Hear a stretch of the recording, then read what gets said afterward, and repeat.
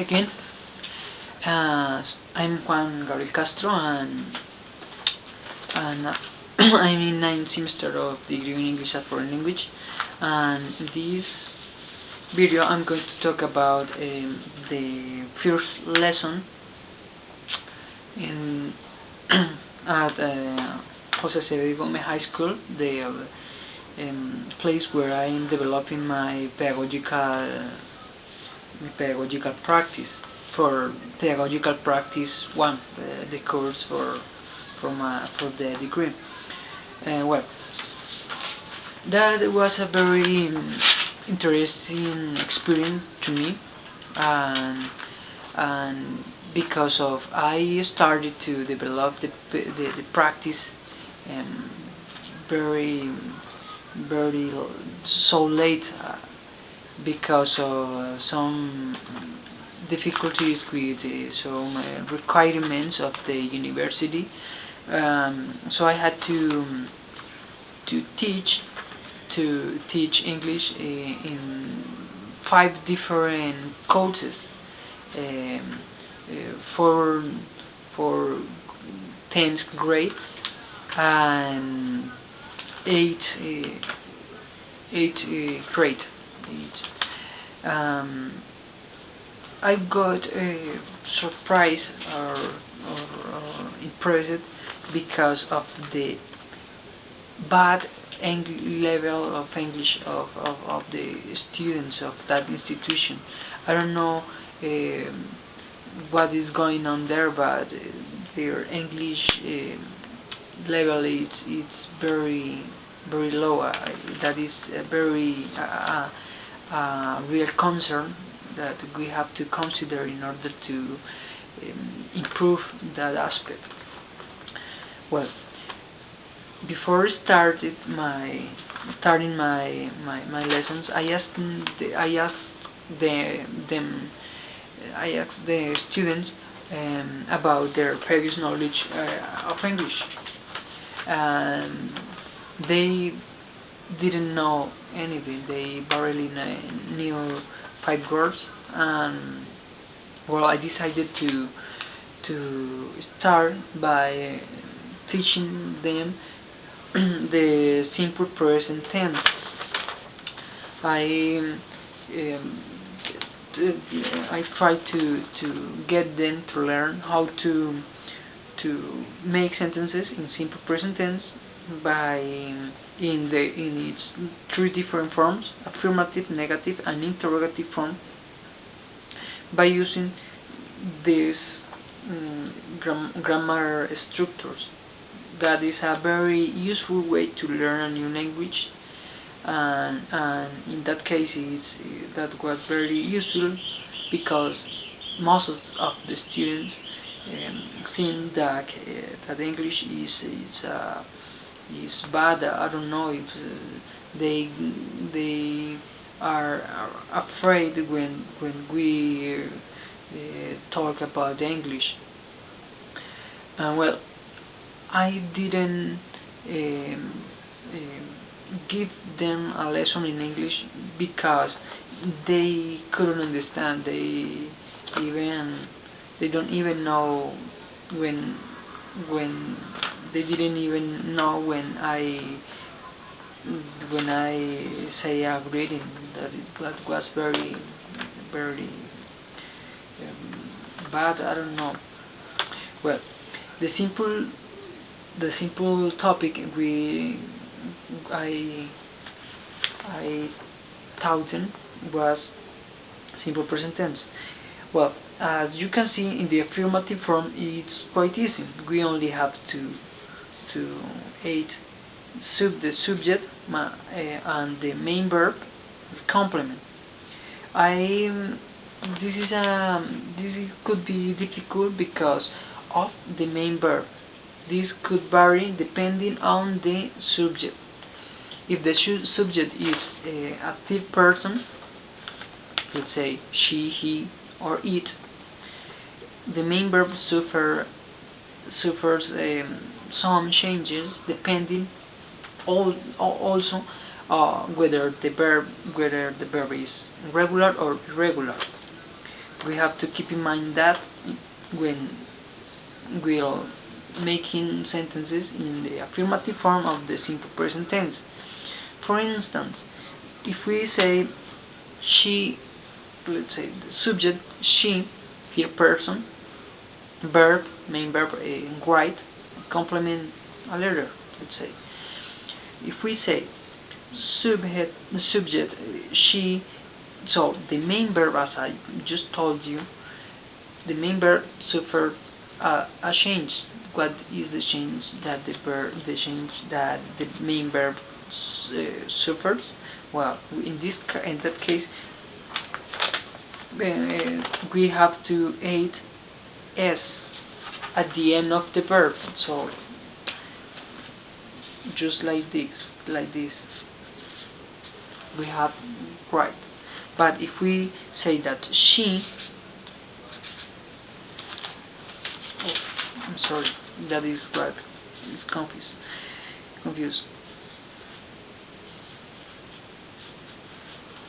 If we say that she write, this we have to add an s at the end of the verb, because some rules that we have to follow in order to write the correct way the sentences. She writes a letter, so we have to keep in mind the main verb, the change according to the subject that we are implementing in our sentences. Of course, that is only for the third person of the singular part, let's say. So, but if we use, let's say, you, the main verb write, and the complement a letter, we only say you write a letter. That is a very confused part for many students, because even for me, because we need to understand the morphology of the verb. We must understand the main aspects of the verb in order to conjugate it in the correct way. But if we keep in mind some rules that to conjugate the main verb in the simple present, the affirmative form, it could be quite easy. In the negative form, is quite easy, because the main verb will be always the same. So if we, let's say, as the past example, we have the verb write. In that case, the grammar structure for this is, in the negative form, is subject, do or does, depending on the subject. If not, don't, we can say don't or doesn't. After that, the main verb and the complement. So in the past example, we had the verb write. Remember that if we use write in the affirmative form with fifth person, in this case she, we have to add s at the end of the verb. In the negative form, that doesn't happen. Why not? Because the auxiliary does, the auxiliary verb, well, let's say doesn't. This has already absorbed the change of the main verb, so we only have to say she doesn't write. You can see it there. She doesn't write. The main verb is in its infinitive form. So This is a very easy form of the simple present. I don't think you get confused with this. You only have to keep in mind that if the subject is the first person and the second person in its singular and plural way, and the third person in the plural way, we must use do. But if the subject is the third person, it could be she, he, or it. We must use does or does not or doesn't. And well, the main verb is not. We have to use it in its infinitive form, and the complement, that is a very easy form to write sentences. And at the end we have the interrogative form. That is a very easy too, because as the negative form, the main verb doesn't change if the subject is a third person. In this case, what we have to do is write at the beginning the auxiliary verb.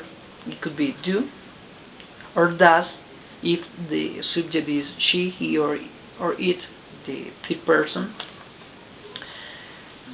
Subject, after that the main verb and the complement. And this way we can make sentences in the affirmative form for the simple present. And as you can see, this is a very easy and useful way to start learning English. Many people get confused. Many people don't even like English language because teachers don't explain them the best way.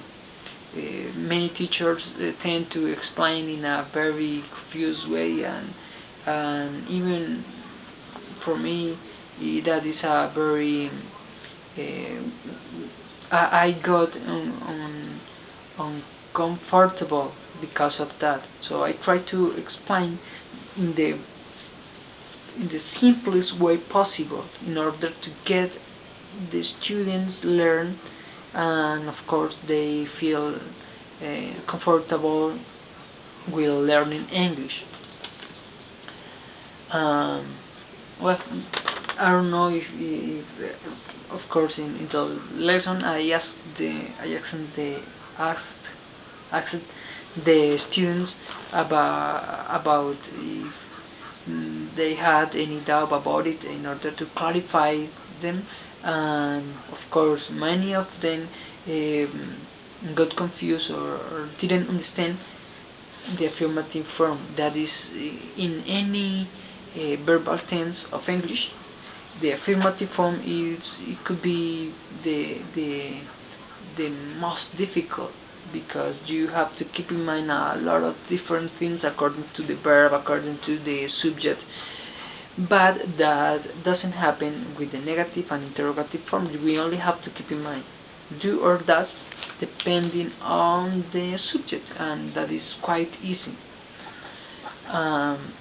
Well, that was the first lesson. I tried to explain my students in a very deep way the main aspects of the simple present tense, and I think many of them could understand. And of course, if any student had a doubt, I suggest her